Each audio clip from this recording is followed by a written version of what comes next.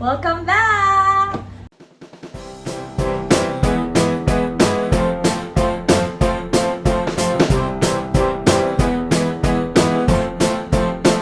So, madami sa inyong nagre-request sa comments sa mga previous vlogs ko na isali ko si NN and si Pao. Since nasa Davao sila, and ever since I started planning for the vlog, siya yung pinakauna kong sinabi.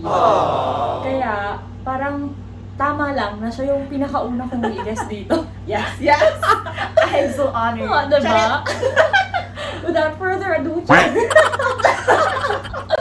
ba yan? Tao lang ba tayo tao dito? Okay, ayan. Ang aking guest today ay, you know her, Momshi, Yung mga kakayasyahan. Ayan.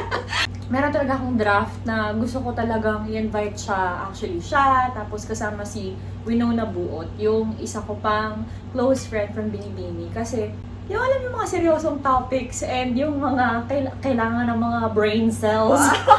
Sila talaga yung sila talaga yung nakaka-vibes ko sa mga ganong usapan. So, this vlog is going to be about Adulting 101. Ang first topic natin ay ang career. Ding ding ding. Career. Since si MM, career woman siya, naks. Yun ang una nating magiging topic. Siya talaga yung perfect subject for this. Subject matter expert. Siya talaga yung perfect for this. So, nag-prepare ko ng mga questions and ayun, tatanungin natin sa kanya and sana sa mga answers niya, sa mga insights namin about those topics, meron kayong ma-pick up, may matutunan kayo, and ma-inspire din kayo to do better. Ayun. People graduating with this course, but they end up with this job na not related with their course. So, first question is, yun ba yung nangyari sa'yo? So, graduate kasi ako ng BS, Psychology. So, it's a science course, though si Psych kasi may AB, may BS. So, normal route, kumbaga, of a BS Psych grad is to go to med school, or at least be a clinical psychologist. But, in my case, parang I never really saw myself there. Parang, actually, ang dami kong blockmates or batchmates who went into med school or did masters. But I didn't go that way. And I think it's okay. Kumbaga, it's really your own parang preference, maybe. And you really go where your heart really wants you to go, kumbaga, or where it takes you. So, in my case, yun yung sinundan ko. Kasi, what if nag-give in ako sa pressure, sa peer pressure. Everyone's going to med. Sige, I'll go to med too. Pag ginawa ko yun, I might fail along the way. Kasi my heart is not into it. So yan. So, for those who are going through that, it's okay. And take your time. Huwag ka nang magmadali eh. Others would realize na they are in for another path or a certain path. Maybe years after they graduate. So, yun. Take your time. And really follow your heart. Yes. Ayun. She couldn't have said it better. Yun din talaga yung insights ko about that. Na, well, ako kasi, I graduated PSHRM under the hospitality industry. Tapos yung naging job ko naman, aviation industry. So, related talaga siya. Pero I also think the same way. Kasi I have a lot of friends and I know a lot of people who have graduated in this field pero nauwi sila sa sobrang layo. True. Meron akong mga friends na they have medical degrees. But, bigla nilang ma-realize na it's not for them. So, dun yung maiisip na it's possible. Na parang, not because matagal ka nung nag-aaral, nakafocus ka, lahat ng energy mo nandun, it doesn't mean yun talaga yung para sa'yo.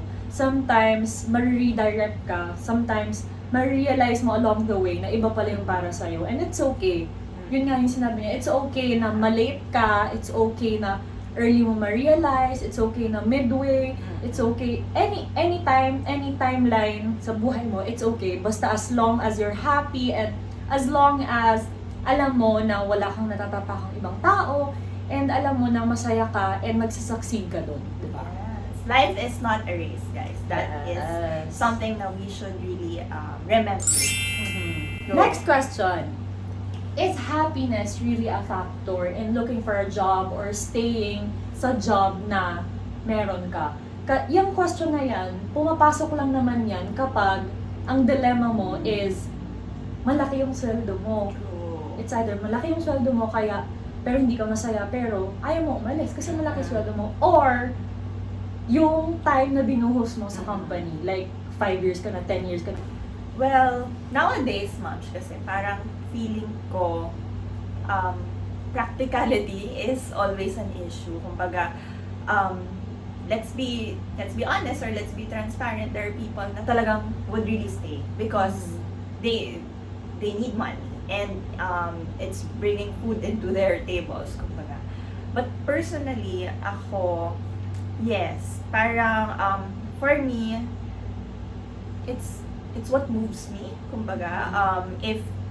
Kumbaga in my work right now, I'm a recruiter, I'm from HR, and it makes me happy that I give opportunities to people.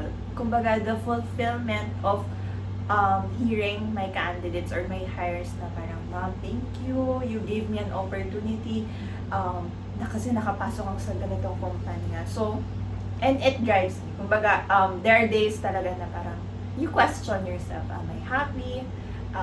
Is this job really for me?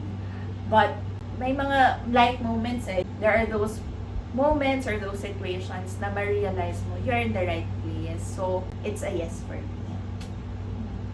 Philippines Got Talent. It's golden buzzer.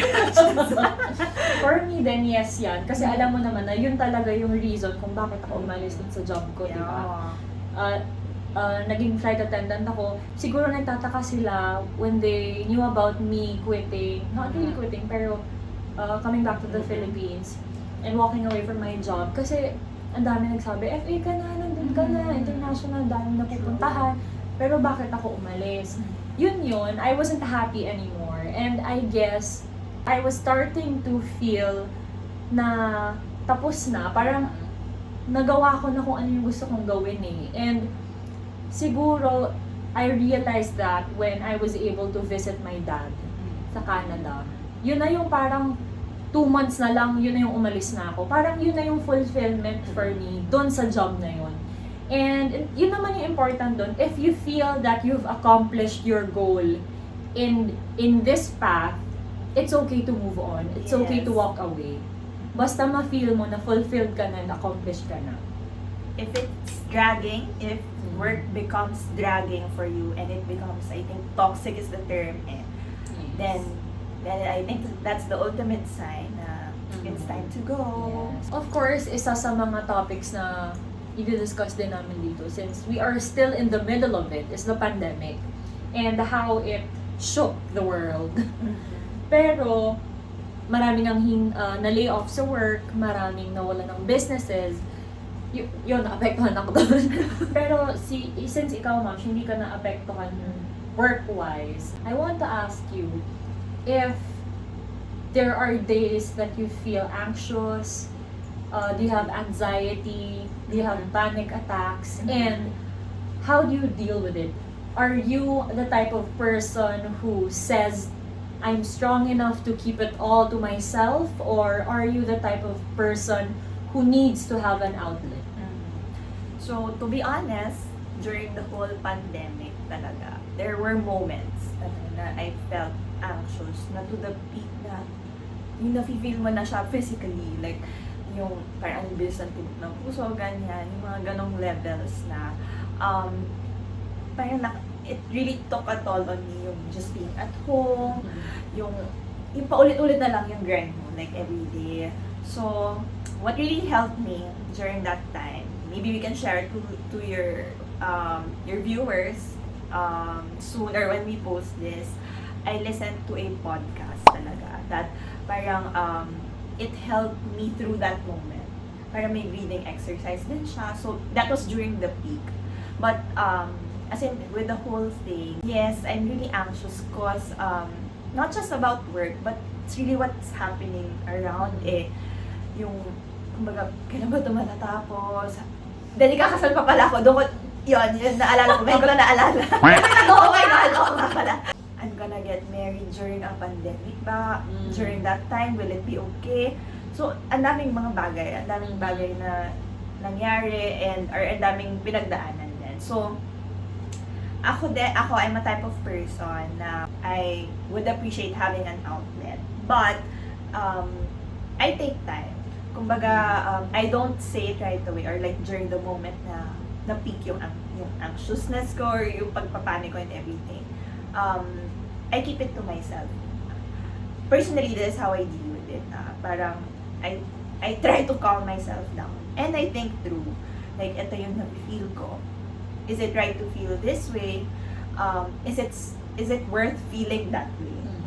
Kasi baka I'm worrying too much about the future na it's the future, so why worry about it? So why not focus on the present? So yun. So I take time muna to deal with my feelings on my own. Then I reach out to people. So, well, number one, just si Kev. So I share to him, ganyan. And then next, I reach out to people who have dealt also with that kind of feeling or medyo may similar parang situation as mine. So yun, it really helps. Like, personally for me, it helps me. So, ayun. Nice. Very nice yan. And itong topic about anxiety, meron talagang nag-ask sa akin ito dun sa Get to Know Me, sa pinakauna kong vlog, may nag-ask. And I really intentionally did not answer that kasi I wanted that question to be a part of this video. Kasi it's not a very simple question. It's a question that needs a very thorough and precise answer na hindi magiging open to bad interpretations. Kasi very, medyo fragile yung topic. Yeah. And there are a lot of people na they don't know how to address anxiety, they don't know how to react, they don't know how to express. And doon nagiging tragic yung mga kakalabasan. And I think what she said, it's very important for you to have an outlet. In any form of outlet. It can be your friends, your family, it can be a person, it can be a thing, it could be a hobby. Yeah. Yun, and isa sa mga naging hobbies namin nun, we do it together, is working out. Isa yun sa nakatulong. Kaya ako, isa rin yun sa how I deal with anxiety. After I work out, I feel better. Nakakatulong siya. And of course, yung sinabi mo nga, I express myself, I look for a person na I trust. Not just any person. You have to be very picky with the person whom you want to open your life with. Hindi talaga lahat ng tao, not all your friends are real friends. Some of those friends are just there, but in a blink of an eye, pwede kang talikuran, pwede kang i-backstab. You have to find a person, your person. Yun, you have to find your person na alam mong whatever the conversations that you have, whatever words you exchange, it stays between you. Yung ganon. Kailangan maghanap ka ng safe space. Yes. Kumbaga. Yun. And this pandemic, masaya ako na I realized that she was my person. Meredith and Christina yan. Kakagris anatomy natin. Charet. Hindi, kasi ganun talaga. If you find a person who understands, even though hindi parehas yung pinagdadaanan mo, that's something. That's really something. And if she's your person, it doesn't mean na siya lang yung kaibigan mo. No. Parang being someone's person is parang soul sister, something like that. Like, marami kayong differences, but you get each other. Yun. Parang the best way that I can explain how I define being someone's person is same kind of wavelength. Ayun. Yeah. Yun lang. Yun. Nagkakaintindihan talaga kayo. No Ayun. words. You just get each other. So, Yes. Ayan. yun. So, guys, don't be afraid talaga to open up. That's really important, I think, when you feel like you're dealing with anxiety. So, but again, it's okay to keep it to muna yourself. Like, parang medyo, ano mo siya, parang himayin mo yung feelings mo, try to understand or evaluate. And then you share. It's really important. I mean, walang masama if you open up. Walang masama if you ask for help, I think. So, there. We are not embarrassed to say that we both are not voters. Yet. Yet. Nag-register na kami, I promise. Pero nag-register na kami. We already felt the need na kailangan na talaga namin mag-register. And I guess, ang reason ko kasi why I didn't register was ever since, parang I felt like my vote won't matter. Parang ganun. That's what I felt.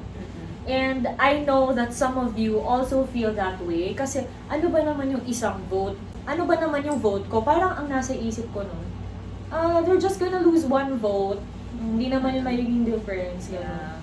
Pero if you think about that reason, if I think na yun yung reason na hindi na ako mag-vote kasi wala namang kwenta yung vote ko, if she thinks that way, and then she thinks, he thinks, di ba? Ang laki ng mga walang vote. Yes. Ayun. And since we grew to be responsible, and marami na kami, yes, and I guess dahil we have experienced a lot sa mga naging work namin, mas lalo namin naintindihan na we have to, it's a right, it's a responsibility, and it is a privilege also. That is true. Kaya, ayun, nag-register na kami, and sana mag-register din kayo. Yes.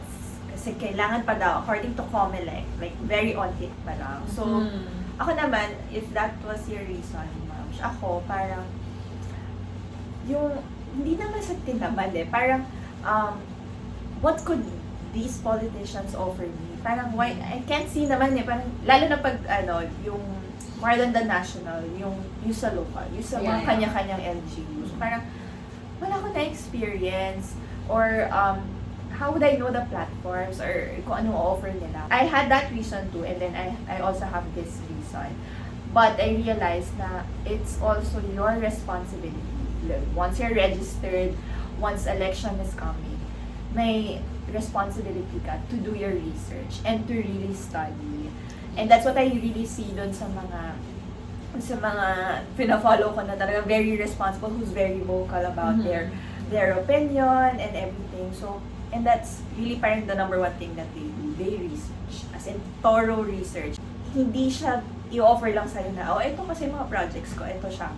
Hindi siya ganon. I think you have this responsibility of knowing those things. So, yeah. Excited na ako next year. Yes. And that's a nice way to actually do it, is to research. Kasi hindi lang naman siya, researching is not only applicable sa vote, looking for the perfect candidate, but actually lahat ng research, lahat ng bagay research. True. Kapag hindi tayo nag-research, maniniwala tayo agad, yun, doon nagkaka-problema, doon nagkaka-misunderstanding. Kaya, whatever you do, you have to research and read. And do not believe agad-agad. Yes. And make sure that your sources are legitimate. Ayun.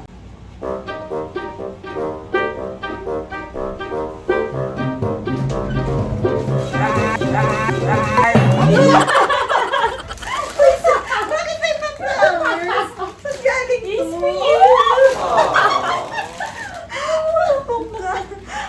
Ulapong daw ako! Sorry, my mom. Oh my God! Thank you so much for being a part of my video. And she just got promoted!